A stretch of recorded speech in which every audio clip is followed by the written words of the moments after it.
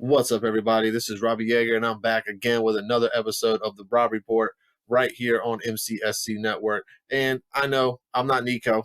I didn't hijack the channel, though. I promise you're still on the right channel. And even though I might be a little bit late to react to some of these things, I'm sure you've heard by now that Andrew Yang just made a problematic endorsement a couple of nights ago for Joe Biden. And the more and more I see the video of him explaining himself, the more and more it pisses me off. So I decided I'd make kind of a reaction / rebuttal video to his announcement / endorsement that he made for Joe Biden on the air on CNN. And, without further ado, man, let's just hop right into it. We get this video going, and I'm going to be pausing it to kind of extrapolate what he's saying along the way. So let's just get it. I see you've been writing on your paper a lot. We haven't heard from you a little bit. You haven't. Where do you see the race right now? Where do you see this going for Joe Biden? I believe that Joe Biden will be the Democratic nominee. And I've always said I'm going to support whoever the nominee is. So I hereby am endorsing Joe Biden to be not just the nominee for the Democratic Party, but the next president of the United States. And I say this, having supported Bernie Sanders in 2016, Bernie was an inspiration for me, inspired my run. But the math says Joe is our prohibitive nominee. We need to bring the party together. Wait. Okay, let's just stop right there. Bernie Sanders is your inspiration, Andrew, right? Okay, that's cool. He's the inspiration for a lot of people. So off gate, what you're saying here is that policy doesn't matter because Bernie Sanders inspired you to get up off your ass, come out here and campaign. Bernie Sanders inspired you with his ideas of universal health care. And, the list goes on and on of the ideas that Bernie Sanders has brought to the forefront of the national political conversation.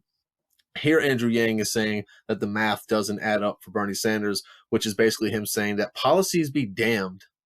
The only thing that matters is beating Trump, which is just that vote blue no matter who bullshit mentality that basically got us Trump. And if it wouldn't have gotten us Trump, it would have gotten us Hillary Clinton, which anyone can argue, anybody with any sense can argue, would have been just as bad, even worse. I mean, so what we're doing now is that you ran a policy-driven campaign, and in the end, you're going to throw it all away to endorse somebody that basically boils down to vote blue no matter who, just somebody that can beat Trump, and it doesn't even matter the policies because you're basically just conceding that the policies that you ran on and the policies that Bernie's running on, they're good ideas, but nothing else, which is exactly why these ideas have never manifested themselves because people like Andrew Yang haven't taken the platform to the next level by bucking conventional trends and endorsing a candidate that's pushing these ideas. We have already this is starting off pissing me off. And it's hard for me to watch this because this is the exact same mentality that keeps us in gridlock when it comes to the ideas of, ending international wars, of protecting our press freedoms, when it comes to universal health care and forgiving student loan debt. These are all very progressive policies.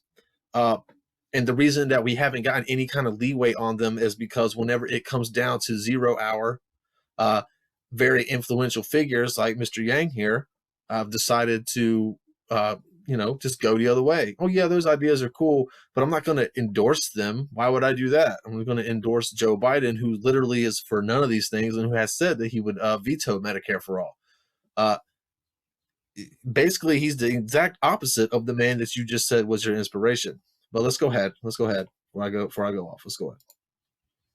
Working on defeating Donald Trump in the There it is. fall. I've had many personal conversations with Joe about the impact of the fourth industrial revolution on the middle class. I believe that... Okay, hold up. Can you just imagine how that conversation went for just a second? Can you just imagine how a conversation with Joe Biden about the fourth industrial revolution, like he would even know what the hell that means? Oh, that's good shit. I would pay to see the transcript of that conversation. Even more to hear an audio of Joe Biden trying to comprehend what the hell Andrew Yang's even talking about. Let's go. He's the right man for the job to help us not just defeat Donald Trump, but govern the country in the years ahead. I wouldn't let him drive my kids to school. I have for you is, what does he need to do to bring the Yang gang and the Sanders folks? Well, he's already got step one right here. And what do you say to your supporters who might support Sanders? What I'd say is that we need to start doing the work of improving Americans' lives on the ground, because too many Americans have seen their way of life disintegrate over the last number of years. And Bernie has been calling out those problems and tapping into the frustration in the right way. And so if Joe says this is going to be a return to business as usual, he's in danger of losing many of the young people that came out for Bernie that supported my campaign. He already said that it was back to business as usual. I mean, he literally said that. For one thing, he said nothing will fundamentally change, and he meant that when he said that. That was a lucid moment for Joe Biden. Make no mistake about that. That was definitely something he meant to say. Yeah, there's lots of poor people in this country that have been left behind by the economy over the last 20, 30 years, and every politician that's run has run on the same message of picking up those people that had gotten left behind. And you're right, Bernie Sanders has brought a lot of ideas to the forefront. He was, he, like I said, he brought up these ideas that nobody would even talk about. Joe Biden is the exact opposite of that. He said that he would veto Medicare for all. He said that he wants it would basically be an extension of the Obama administration. We have one candidate that's trying to push the party left, trying to push the country left, trying to take the country into the future. And then we've got another candidate who's trying to take the country back to 2008. The choice is clear. I mean, why would you want to move backwards? If you wanted to go backwards or at least keep the status quo, that's literally the MO of a Republican. So, I mean, the shit doesn't even make sense to me. He has to show that, look, we know that this economy is not working for many, many Americans, millions of Americans who feel left behind. And you can't just say we're going to swing the pendulum back to the Obama-Biden years. But he did say that. Actually start doing the work that activated people to vote for Donald Trump, that activated people to get out for Bernie Sanders. I believe Joe is open to that message. Right. His heart's in the right place. He's a really, really patriotic public servant, decent man. He wants to do right by the American people. Yes, he wants to do right by the American people by jumping into bed with the most corrupt political party probably in history, to strong arm his competitions out of the race for the sole purpose of making sure that Bernie doesn't win. I mean, look, he had party help. I mean, he had the DNC's assistance to take over this primary. And it's just, it blows my mind that we would rather see a senile version of Joe Biden be president over a President Trump or even a Bernie Sanders, who at least you can say what you want about his ideas. At least you can say that they're his ideas, and at least you can also say that he can coherently formulate them in a sentence over the course of 15 minutes, and you don't really have to go to sleep at night worrying that the guy's going to forget what he fucking said that day. With Joe Biden, I don't even know if he got the nuclear, if he got the launch codes, if he'd even remember them. Like, I don't even think that Joe Biden would even remember what he was being told in the Situation Room if it came down to him having to be briefed on something. How can we be sure that he's even going to know what he's talking about? I mean, come on. I mean, and Andrew Yang is smart enough to know this, people. I mean, Andrew Yang is a brilliant man, and I do genuinely believe his heart is in the right place, but he is way off base here. He's totally off the reservation with his reasoning. I mean, it doesn't even sound like something he would believe. He doesn't even look like he believes it. Look at his face. A lot of it's about getting real solutions in place that more and more Americans feel like will actually improve their day-to-day lives. He's stumping. Have you had conversations with the Biden campaign about endorsement? I have. Joe called me last week. I'm sure he did. We had a really great conversation, and it was hard to say no to Joe at that time. But was it? I'm sure it was. Admiration and respect for Bernie, what he's meant to so many Americans. I think Bernie has called out the real problems in a very powerful and necessary way. Pause. If he's the one that's been calling out the real problems in a very special way, then why isn't he the one getting your endorsement? Let's fucking go. Come on, man. So I wanted to let the democratic process play out, and I believe it has. At this point, you can see very clearly that Biden is building a delegate lead that's only going to grow in the days ahead. And so we need to come together as a party. Because the party fucked Sanders again. To Sanders supporters who, obviously are going to be unhappy if Sanders drops out of the race.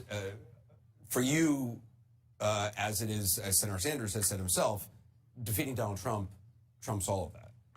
I would say I get it. And that I believe that Joe gets it too, even though you may not feel that in the same way. Like, I get the frustration, I get the desire for a revolution, I get the fact that it seems like our institutions are failing us right and left. I get all of that. It's why I ran. But we have to defeat Donald Trump in order to make progress on the climate, on any of these problems in a bigger way. And you have to believe that Bernie and Elizabeth and I and other people will have a voice in the Biden administration to start solving these problems. You've got to be fucking kidding me with that. Like, are you serious? Like, run that back. Let's just run that back, because let's run that back just for a minute. And I get the fact that it seems like our institutions are failing us right and left. I get of that. It's why I ran. But we have to defeat Donald Trump in order to make progress on the climate, on any of these problems. All right. Okay. That's the part that really just threw me for a loop right then. We have to defeat Donald Trump in order to make progress on the... Dude, Joe Biden is trying to take us back to 2008. We're not about to make progress on anything. This is well documented. This is something that he said. This is what his platform proves. If you knew anything about his platform, anything about his record, and I can guarantee you, with the conversations that Andrew Yang has even admittedly had with the Biden campaign, you know he knows his agenda. You know his record. You know what his plan is. His plan is not to make progress on anything. His plan is to stop progress on everything. His plan is to regress at least back 10 years, 12 years. Like, what the... come on, man. He's smarter than this. This is why I'm getting here. It pisses me off. Let's go. In a bigger way. And you have to believe that Bernie and Elizabeth and I and other people will have a voice in the Biden administration to start solving these problems. This is what Andrew I don't said. believe that. I don't believe that either. Really quickly, I don't believe that either, because you know who's going to have a voice in the Biden campaign? The same establishment idiots that have been running this country for the last, I don't know, well, for forever. You know who's going to have a big voice in the Biden campaign? Nancy Pelosi and her family, because Nancy Pelosi's daughter and nephew are big fundraisers for Joe Biden. You know, Senator Dianne Feinstein's husband has donated $1 million to Unite the Country, which is the pro-Biden super PAC. If you think for a second that independent voices such as Andrew Yang and Bernie Sanders or Tulsi Gabbard or anybody of that kind of nature, even Elizabeth Warren. I mean, Elizabeth Warren plays ball with the establishment. She's got tons of backing from millionaires, billionaires, and the same type of people that love a Joe Biden. So maybe Elizabeth Warren, yeah, sure. I can see Elizabeth Warren being included. But no, there's no way in hell that an Andrew Yang is going to have any kind of a say in a Joe Biden administration like that. I mean, come on, man. Is the dynamic you're going to see set in the next few days. The person who looms largest in this Democratic primary process has been Donald Trump. And a lot of because he's won all the primaries almost. The candidate they think has on the Democrat side, to beat Trump. And Biden emerged as that candidate when Bloomberg faded away and so on. And now the verdict. Bloomberg didn't necessarily fade away more than he got forced out. But that's a really good spin by Axelrod. By the way, almost everybody on this stage, Anderson Cooper, David Axelrod, even Andrew Yang, is either signed by CAA or UTA, has their agent. So just keep that in mind as the day goes on. And you start seeing the same faces wind up. Oh, Andrew Yang drops out of the race and he signs with CAA. And now all of a sudden he's on CNN. You know, it works. It's crazy how shit works, right? Is clear. The danger is not to continue the primary if you're Biden in your own head and make the turn to the general election and give people a sense of enlistment in this cause of restoring decency and the other themes that he's We're going to get the guy that sniffs little girls' hair to talk about decency. Sounds good. He needs to strike that tone tonight more than a triumphal tone that's what you want to hear the primary. Yeah, and I think he needs to draw a distinction with Donald Trump. He has to take a turn and start acting like a president, because now people will start comparing him to the person who is in the Oval Office. And that will be, for example, on how you would handle the coronavirus. If you had been in the Oval Office, would you have gotten rid of the office that would have been in charge of this in 2018 if you had been president? Would there be more testing now? What would you be doing right now if you were president of the United States? I think you have to give people an... Okay. All right. So obviously that's just going to be that. Real quickly on that little piece. I mean, of course, the Democrats not going to cut funding to the CDC. The Democrats are traditionally bigger government, not less government. It's very rare you're going to see a Democrat cut back on bureaucratic institutions such as the ones that Trump did. That's just a Republican thing. That's just what they do. Look, folks, you know, this is where we're at now. Okay, what we just listened to when it comes to Andrew Yang endorsing Joe Biden. I know a lot of people have been a lot nicer about it. I'm not going to let him slide because I find Andrew Yang. Look, I didn't really agree with a lot of his policies. I did see him as, way more moderate than a lot of people were giving him credit for. But that doesn't mean that all of his policies were bad, and it doesn't mean that I don't think his voice was important. I think what he did in the little mini movement that he created. I mean, the Yang Gang. I mean, that's something that we're going to remember 2024 and 2019 for. So, I mean, I think it was a good overall movement for independent candidates and outsider candidates. Maybe not quite to the extent that Donald Trump was an outsider as far as the success that he had, but Andrew Yang definitely had a lot of success of his own. And I feel like he should be commended for it. And I feel like a lot of his ideas are something that we should be talking about. Just like Sanders.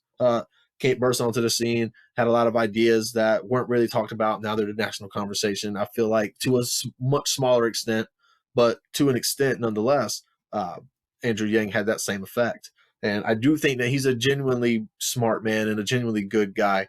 So what I'm saying and the criticisms I'm throwing at him right now is just out of a place of frustration. Because again, when we've got these independent voices that have suddenly risen, especially with the youth, with the young voter, it's really important that they continue that message even after the battle is the battle is lost, but the war is still going on in a certain way. I mean, he could have said, no, I'm not going to endorse Joe Biden because Joe Biden, I mean, Bernie Sanders is my inspiration. Why? If Bernie Sanders is your inspiration, what makes you think that, why would you endorse the man that embodies almost the total opposite of everything that your so-called inspiration stands for? I just don't see how that makes any sense. And like I said, I can beat this dead horse all damn day. The fact of the matter is that what that was it devolved. Andrew Yang turned around and turned into your standard Democrat, your standard moderate Democrat. When it all was said and done, he's going to sheepdog the Bernie supporters back to Joe Biden. And that is what they got him to come on CNN and do. That is literally what they wanted. It's the same thing that TYT has been trying to do with Elizabeth Warren for months and months now, is sheepdog Bernie supporters into accepting Elizabeth Warren enough to somehow think it's a good idea to run them both at the same time and equate them to each other so that it can split the vote. And now that that's not a possibility, now you're going to start seeing a lot of, hey, look, Biden is not that bad of a guy. He'll do right by Bernie supporters. No, he won't. He won't. I'm here to tell you he's not. And he barely remembers the Declaration of Independence. He can't get through a teleprompter. Like, as I'm recording this video, he just made a small speech, a 15-minute speech off a teleprompter about the coronavirus. Joe Biden did. He's being celebrated on Twitter right now because he managed to get through a 15-minute speech without totally forgetting where he was or what he was saying. This is the standard that we're holding to this man.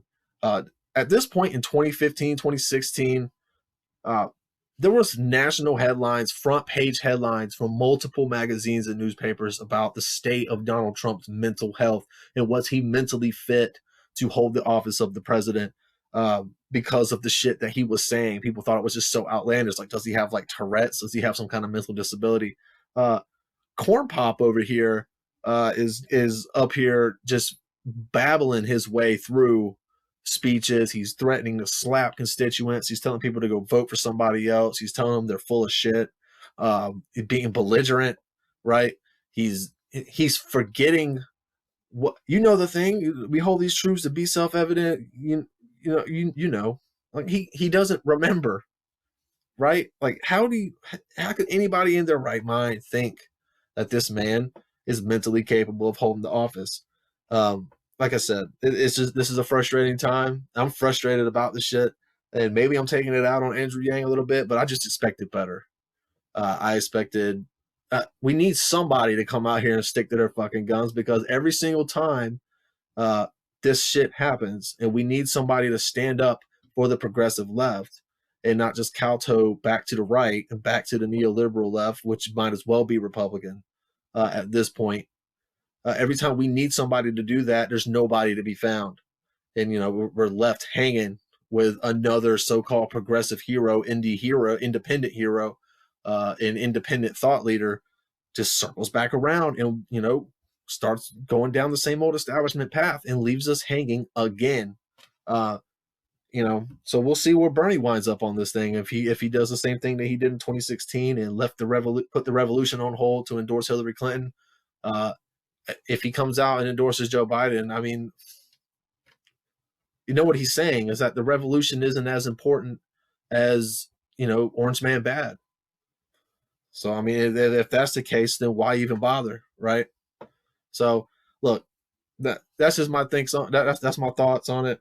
It's really frustrating, you know, when I see people talking, because when they're speaking against their own self, like Andrew Yang knows better than this, right? Like, I'm so frustrated I can't even get my thoughts straight. I sound like Joe Biden right now, probably.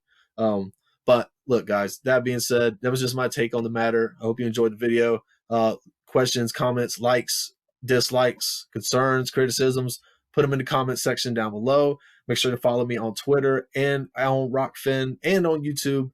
All of them at Rob Little Fire. That's me, just in case you didn't know. I'm Robbie Yeager. This has been another episode of the Rob Report right here on MCSC Network. Make sure to hit us up next time. We'll be around. But until the next time you see me, you keep doing what you do. I'll keep doing what I do.